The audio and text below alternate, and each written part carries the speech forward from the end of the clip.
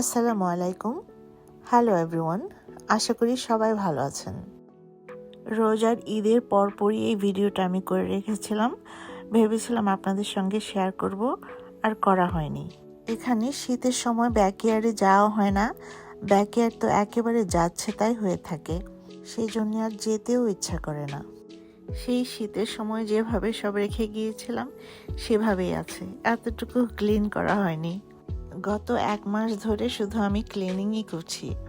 বাইরে জব করে এসে আবার বাসায় জব করা, একদিনে তো হয়নি, আস্তে আস্তে করে সবগুলো ক্লিন করেছি। শীত তো প্রায় চলেই গেল, এখন আবার নতুন করে বাগান করতে হবে, তো ক্লিন আপ তো করতেই হবে। এই যে এখানে আমার কিছু হাইড্রেঞ্জা গাছ ছিল, গাছগুলো খুব বড় হয়ে গিয়েছিল তাই ছাঁটিয়ে দিয়েছি। দেখলাম ছোট ছোট পাতাও উঠে যাচ্ছে, তাই ভাবলাম এটাই খুব সুন্দর সময়, এখনই ছাঁটিয়ে দেওয়ার সময়। এবার আমি আমার সবগুলো গোলাপ গাছকেও ছাঁটিয়ে দিয়েছি। খুব বড় হয়ে একটু জঙ্গল টাইপের হয়ে গিয়েছিল, তো ভাবলাম ছেটে দিলে ফ্রেশ হয়ে উঠবে। আস্তে আস্তে করে বেশ সময় নিয়ে ক্লিন করেছি।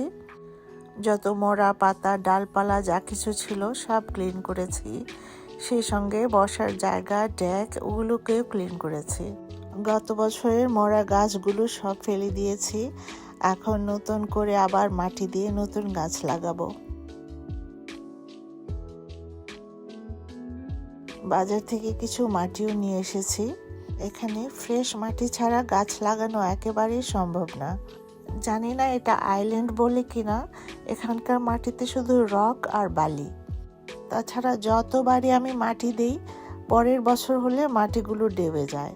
কোথায় যে যায় মনে হয়, দেখলে মনে হয় যেন একেবারে মাটি আমি দেইনি, অথচ প্রতি বছরই আমি এতগুলো মাটি এনে দিই।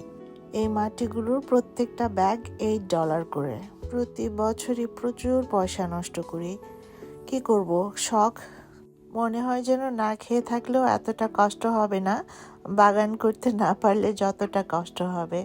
আমার মেয়ে আমাকে এখানে টেনে এনে বসিয়ে বলল, মামি এত কষ্ট করেছো, একটা ছবি তোলো। ও জোর করে বসালো, তা আমি একটু বসে একটা ছবির পোজ দিলাম।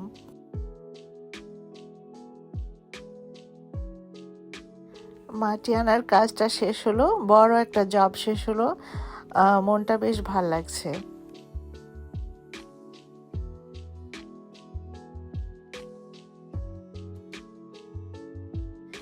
এরই মাঝে বাগান করার জন্য কিছু ফুল গাছও নিয়ে এসেছি। ভাবছি এবার হয়তো বেশি ফুল করব না, কিন্তু প্রতি বছরে সেটা বলি, কিন্তু পরে দেখা যায় অনেক হয়ে গেছে। দেখা যাক এবার কি হয়।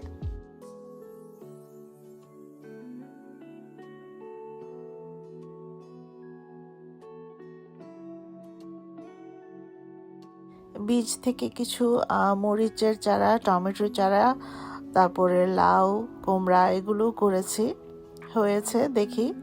এগুলোকেও নতুন মাটি দিয়ে লাগাতে হবে। তো বাগানের জন্য গাছ, মাটি মোটামুটি সব কিছুই রেডি।